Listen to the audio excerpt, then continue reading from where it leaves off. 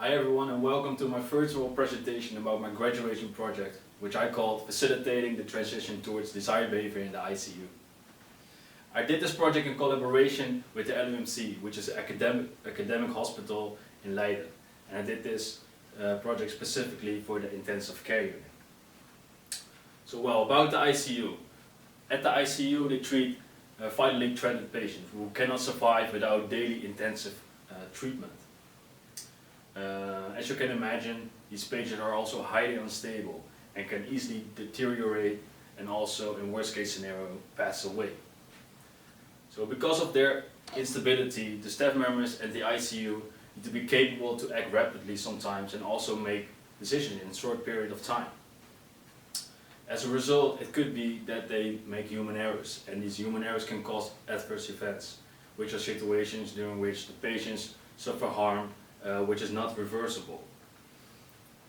So in order to minimize these human errors, the staff members are being trained by two training exercises, which focus primarily on behavior and non-technical skills. These training exercises are called ALS Plus and CRM. The ALS Plus training, during the ALS Plus training, the staff members need to perform several simulated scenarios which are specifically aimed for the ICU. For instance, like intubations or resuscitations. During the CRM training, they gain a more deepening understanding about which factors affect teamwork and how they can, as an individual, establish more effective teamwork. So although they need to perform and participate with these training exercises, the trainers of the ALS Plus and the CRM training still notice that there's a difference between what they expect from the staff members and the actually shown behavior. So you could basically say that the main aim of this project was to minimize this gap and work towards more desired behavior in the ICU. So initially, the department asked me to map all processes that take place during practice and also during training settings. And eventually, by making a comparison between both situations, I could provide them with recommendations on how to improve the ALS Plus and the CRM training. But I wasn't so sure if that was actually the case, that the current setup of the ALS Plus and the CRM training are the main cause of this difference. So I wanted to keep an open mind and also focus on other factors. So first off, I asked myself, okay, well, what are these desired behaviors? Because currently there was no clear-cut definition given yet. So I had to find it out first. Second, besides the current training exercise, I also wanted to look at other factors that could be involved during the transition of desired behavior in the ICU. So besides this twofold problem definition, I also only wanted to focus on the ICU staff members, the management, but also on the ALS Plus CRM trainers and training developers. And at last, I only wanted to focus on active procedures, because these are the type of procedures that are being performed during the ALS Plus training, and in that way I could make a good comparison. So during the previous months, I focused on a lot of topics, did a lot of exploration, and eventually that led me to a design vision, eventually a design direction, which I further developed and now presenting during this presentation. So what about the ICU? The ICU consists of 6 subunits. And for this project I focus primarily on the ICU 1 and 2 and 3 and 4, because they only treat adult unstable patients, which are also being targeted during the ALS Plus training. Second, I focus on the stakeholders that are involved. So besides the ICU physicians and nurses, there can also be specialists present in the ICU, but also of course the patients and their accessory families.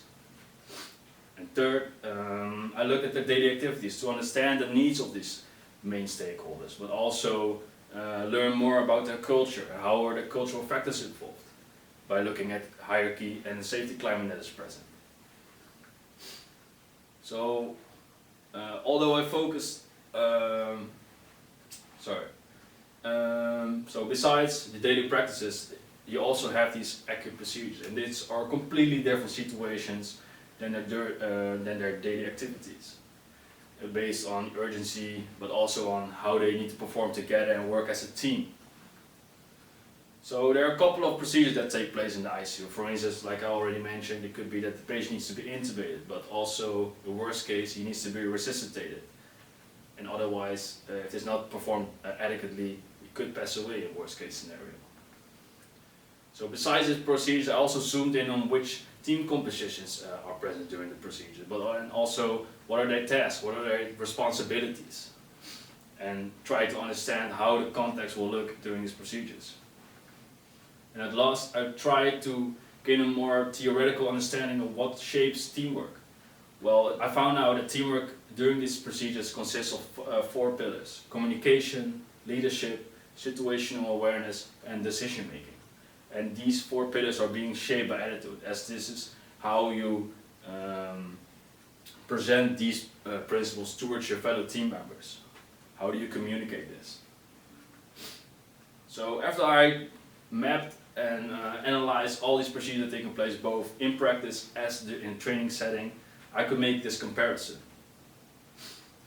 But during the observation I made of the CRM training, I was told that the trainers primarily they only want to create awareness, and that gave me little room to make significant improvements. So I kind of neglected the CRM training and moved on and focused more on the ALS Plus training.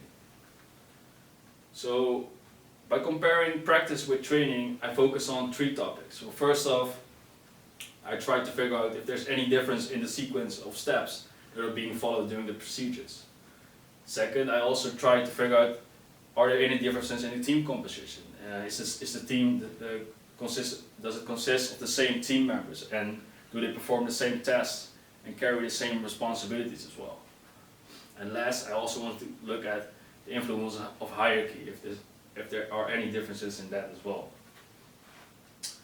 So I found out that basically in practice and training setting, these procedures follow a similar sequence, but there's a slightly difference in how they kick off. So in practice, the nurse, usually this procedure starts when a nurse notices that her patient, his or her patient, one of his body functions is decreasing, is getting worse. So she has to get her assistants to perform and help this patient to stabilize and to treat this patient as well. And after that, the procedure will start. But in training setting, these procedures start differently. The team gets briefed by the trainers, and then at that point everyone has the same amount of knowledge about this patient, which is also different than in practice, because only the assigned physician and nurse have a significant amount of knowledge about this patient. But from that point on, the procedures follow a similar sequence. So they're working towards the end, trying to diagnose what is wrong with the patient, what caused his harm, and then try to set up a treatment plan and treat the patient until he is stable, or in worst case he could also get worse and pass away. So although they follow a similar sequence, there are also some differences involved between practice and training.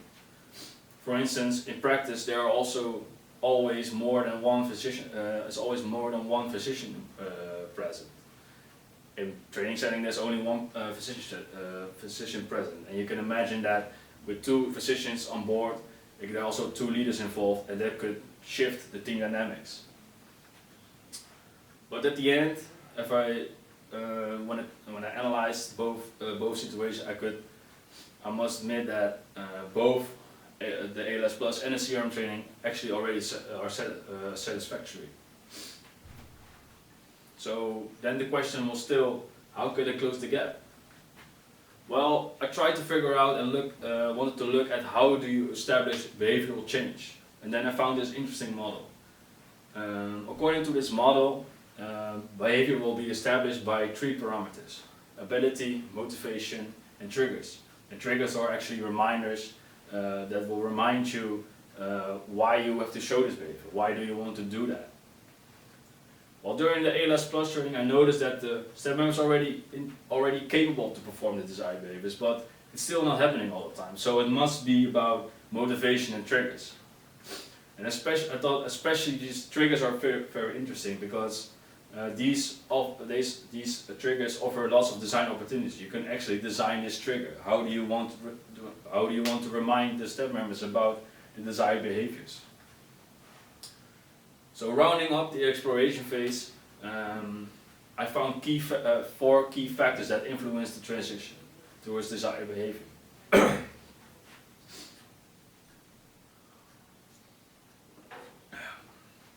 But first off, what is this desired behavior?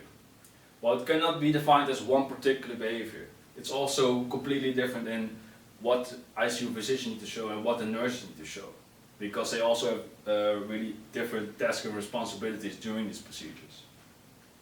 Also, I found out that each procedural phase or action and step requires a different behavior as well. So you can imagine that during the procedure, the staff members need to be flexible in showing different types of behavior, because otherwise no effective teamwork will be established.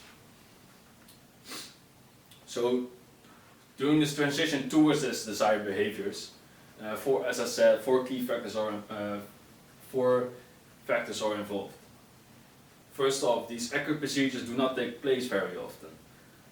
It was mentioned during some interviews that several nurses didn't perform a resuscitation in months. So it could be, as you can imagine, once they haven't performed these procedures in a while, their effectiveness and their knowledge will decrease very rapidly. Second, also during these interviews I found out that although they mentioned that leadership is important or communication is important to establish a very effective procedure, none of the staff members could link this to these specific steps or specific phases of the procedure. So there was still little awareness about their behavioral impact. Third, after these procedures take place, the staff members are expected to debrief the situation, which means that they need to evaluate and discuss what went outstanding and what went wrong. And also after this, they are expected to formulate some kind of action point, so something they need to keep in mind during following procedures. However, they have a really hard time to really make these action points concrete, and when they do this, it was shown that they do not apply them during following procedures, so that was something to keep in mind. At last, because these procedures also do not take place very often and they only need to participate with the ALS Plus and CRM training in maybe 2 or 3 years, they are barely triggered to reflect on their behavior and also do not have lots of opportunities to apply their learnings into practice. So you can imagine that also their interest and their engagement to think about this stuff will also decrease very rapidly. So when I looked at these key factors, I found that these two are actually most important to formulate my design vision. And this is how I formulated my design vision. So I wanted to focus on creating this continuous awareness, to trigger them to reflect on their behavior more often, more frequently, and also offering the stimulants or some ways to apply their action points into practice. So based on this design vision, I formulated my design direction, which I call the individual-oriented training program, which allows the staff members to train one specific non-technical skills, because now they cover everything, and it could be that that the staff members only want to train one particular skill.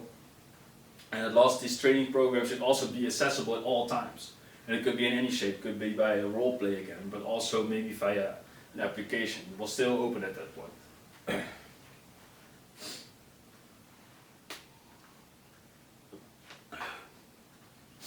So I came up with this training program, but it was still unclear to me, how can I close this gap? I looked at this behavioral change, it was still unclear, so I had to take a step back. And then I thought, well, closing the gap will mean that the non-technical skill set of the staff members need to be increased. And I believe that it could be achieved by following a repetitive learning cycle. So instead of just focusing on an individual training program, I also looked at other pillars. So what will establish this learning cycle, and how will it make sure that they will show growth? So first off, after this accurate procedures take place, they also need to reflect on their behavior. After this reflection, they need to come up with some action points, and then afterwards they can train on the specific action points.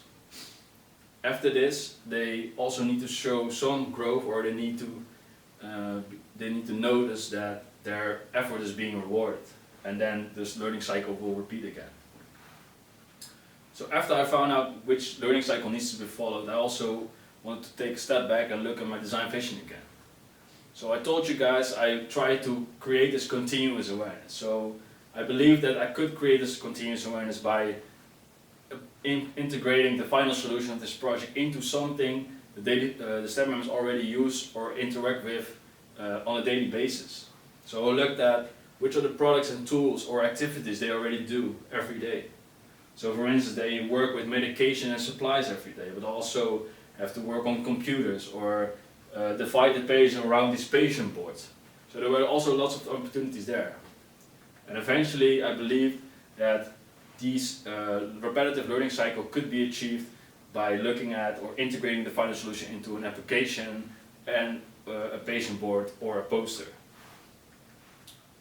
So during the design process, I maintained an agile approach, which meant that I wanted to make really brief, short iterations and test a lot with the main users, in this case the ICU staff members and the trainers. So at the start of this design process, I had to come up with a minimum viable product which allowed me to test, which was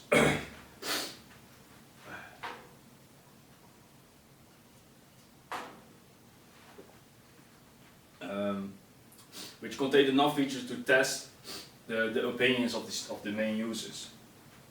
So I created this minimum viable product by creating mind maps and think about the sequence of steps and interfaces and try to design the interfaces. And then afterwards, at last, I wanted to make multiple iterations on the graphical style of the application. So these are the steps I followed. So at first I came up with the design and features. Then I defined several research questions which I could ask to the main user during the test sessions, evaluate what the results are, and eventually come up with different improvements, and then move on to the new iteration. So eventually I came up, following from all this iteration, I came up with a new initiative, with a final solution which I believe is more of an initiative than a product solution, and I called this initiative iCare. And iCare consists of 4 product solutions, which mainly aim to individually develop your non-technical skill set, trigger you to reflect on your own behavior, and offer stimulus as well. So it consists of an application, a pocket card, debriefing flyers, and a new renewed digital patient board. So first off, the application. So as said, this application exposes which non-technical skills need to be improved. So it makes it more tangible what you need to work on, but also how you're growing over time. And also it provides a more direct link between the staff members and the trainer. Nowadays, they are only communicating together when they need to participate when the ALS Plus or the CRM. So they're now more engaged with each other as well. So what can you do with the application? So first off, you can structure your debriefing. It shows different statements that will trigger you to zoom in on the right topics during these discussions. But also after these procedures take place, it shows how your non-technical skill set is evolving over time. And third, once you notice that some non-technical skills need to be improved, you can do this in 2 ways. So first, the application shows multiple example videos with clear, tangible examples on which behaviors are required or desired during the accurate procedures. But second, you can also schedule a training at any moment you want. And you can participate with some other people who also need to train a bit more. The fifth, the application also shows which learnings are relevant at that point. So you can share your information and experience with each other. And now that's something they actually don't do. And at last, the trainers can actually control which information is shown by via the patient boards, as they are also linked to the application. So second, the digital patient boards. So as said, these patient boards mainly aim to create awareness and trigger their staff members to reflect on their own behavior and try to keep busy with this continuously. So they're actually replaced, these patient boards are already consisting, but now they are replacing them. So they also maintain a similar interface to increase interest and usability. As you can see, the same simplistic features are still involved, but they allow us to enter new information on the left side. So, as said, besides the application, you can also share these learnings and insights with each other via the patient board, which is a more sufficient way, in my opinion. At last, when these patient boards are in rest, currently, after they divided the patients, the staff members will not look at these patient boards anymore. But now, when these patient boards are in rest, they show multiple animations. First off, it shows which learnings are shared with each other, so you will be updated at any time available. And second, the patient boards can also show these animations that will trigger you to reflect on your own behavior. And once you're not sure about your case, you can scan these QR codes with the application and it will direct you towards these example videos, and afterwards you will be up to date again.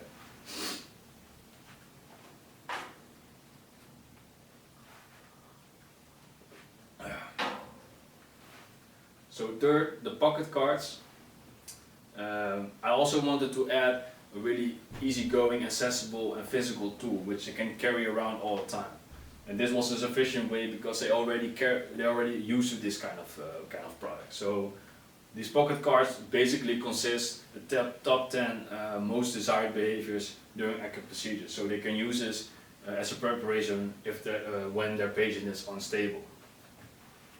And it also allows them to write down the action points and wipe them out when they're not relevant anymore, and then maybe write down new ones. And at last, the debriefing flyers. This is also a more sufficient way to evoke a more lively discussion during the debriefing, as you don't have to look at your phone anymore, but it basically consists of the same statements as presented in the application. So the whole initiative mainly aims for 3 scenarios, and I'll briefly discuss what these scenarios will look like. So first off, scenario 1 I call the unstable patient. So it could be that your shift starts, and before the shift starts you all round up in front of the patient boards, and then the patient will be divided. And at that point the team leader will mention that some of the patients are actually unstable and could easily deteriorate, so you already know what could happen. So as a preparation, you read down which action points are written down in the middle, because that will be important for the entire week. But also read your pocket card and your action points, and then will be prepared for in the case something happens. So indeed, in the course of the day, your patient becomes unstable and goes into an acute setting. But during this procedure, you will remember how you prepared, and then the procedure will actually go very well and very smoothly. It will also come out during the debriefing, so we notice that you performed very well and that you knew what to do. So you could, instead of just focusing on the negative, it could also be that you want to continue with the behavior you just showed. And when you found something, you experienced something that should be you believe that could be shared with the entire department, you can also do this with the patient board. And then, via a really sufficient way, the entire department will be notified. So the second scenario focuses on the animations that are shown by the patient board. So first off, as said, it could be that you're passing the patient board and you notice that there's some new information being presented. And then you were not aware of it, so you write it down and then you're up to date again. But it could also be that you read the animation which triggers you to reflect on your own behavior. And once you notice that the statements, you're actually not aware of it, you can scan the QR code and watch the example video, and then again you're also updated again and ready to go. Then scenario number 3. Scenario number 3 starts off with an acute procedure which doesn't go that well, and you also notice this during the debriefing, and once you fill out your reflection by the application, you also see that one of your non-technical skills is actually decreasing, so you feel unsatisfied and you want to do something about it. So what you can do, you can either watch an example video and then also your knowledge is up to date again, but you can also schedule a new training exercise. For instance, an ALS Plus training, but also you can schedule a meeting with a personal trainer. So you can you can fill out your preferences. So maybe you want to focus on leadership, and during the ALS Plus training, these will be the main focus of all scenarios. So after a while, it happens that you again need to perform this procedure, but because you trained on this particular skill, you notice that it goes actually way more smoother than before, and then again you feel satisfied.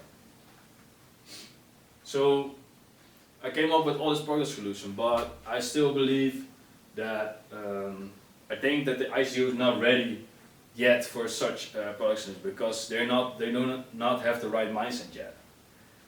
Nowadays they don't really reflect on their behavior. They're also still kind of skeptical about it. So when these product solutions will be implemented, you should really maintain a gradual approach. So this is where they're currently at. So they're already providing the ALS Plus training for quite a while, but they just launched the CRM training. So after they all follow this CRM training, I believe that they're already in a kind of good mindset, and then you can try to launch the iCare initiative and accessory with the patient, with the pocket cards and the debriefing flyers. Once they get more familiar with reflecting on their behavior and thinking more about this stuff, you can try to implement the patient board, because they're still easygoing and accessible. And afterwards, when that will be a success, then you can launch the application and the entire initiative will be implemented. So looking back at my whole process and looking at the final solution I came up with, I believe that the iCare initiative is satisfactory. Although it's kind of what I came up with is slightly different than the initial design direction I came up with, I still is more of the missing link between the current situation and working towards an individual-oriented training program, as it exposes which non-technical skills needs to be improved. Also, I think the entire initiative is well integrated in the ICU context. As said, the staff members are pretty skeptical and also do not have a lot of time to perform additional tasks, so it had to be really optional and accessible, and I believe these product solutions will cover these needs. So although I believe that the iCare initiative is already satisfactory, I think there's still several improvements that could be applied to really strengthen the initiative in the future. For example, so I came up with the patient boards at a pretty late stage of the process, and as a result I didn't have enough time to fully develop the interaction between the patient board and the application. But I still think that there are lots of opportunities there to really increase their value to the staff members. So this should be something that the department should look into in the future. Second, during the process I focused primarily on its accurate procedures. But during the test sessions I noticed that several staff members had a hard time to understand the information that is presented on all product solutions. By also integrating these information that is relevant to the daily practices, I think the usability and understandability of all product solutions will be increased, and the interest amongst the staff members will also be increased. And third, I think that the initiative can also be strengthened by integrating some of its features into the programs that the staff members are already using on a daily basis, which are PDMS, Metavision or HIGS. As they are already using these products on a daily basis, they can also fill out some of the, integrate some of the features into these programs. For instance, it could be that PDMS also shows animation or offers a tab where they can fill out the debriefing as well. Fourth, as said, I didn't really come up with an individual-oriented training program, but I think it can still be valuable to the staff members and to the trainers as well. During the design process, I already asked the staff members what I thought about integrating some of the training features into the application, but they were not that keen on it. So I think the ICU should look into different ways to offer this individual training program. For instance, they can look at possibilities to, they can look into the possibilities of VR and AR, augmented reality and virtual reality, but also maybe come up with a training facility that allows to actually individually train without the use of trainers or other team members. But I must say that both possibilities will require lots of development costs. So the ICU should really consider if it's actually worth it to look into these possibilities. And at last, the ICU should look into ways to really increase the engagement with this initiative, because at the beginning these staff members will still be critical and skeptical towards these product solutions. And I believe that they can do this by looking into 3 ways. So first off, they should look into ways to reward the staff members when they engage with this with the initiative, but also really showing which tangible results and how the department is evolving and improving over time due to this initiative. And last, they can also set up unexpected stage occupancies in the department itself, because they already have this training facility, but they do not use it yet. And then also still lots of opportunities there to really engage more and also expose why it's so important to think about these non-technical skills. So we're really considering this last recommendation I came up with. I think the iCare initiative will be a really success in the future and will really accelerate this transition towards more desired behavior in ICU. And yeah, thank you very much guys. This was my presentation. I hope you enjoyed it, and take care and stay safe. Bye bye.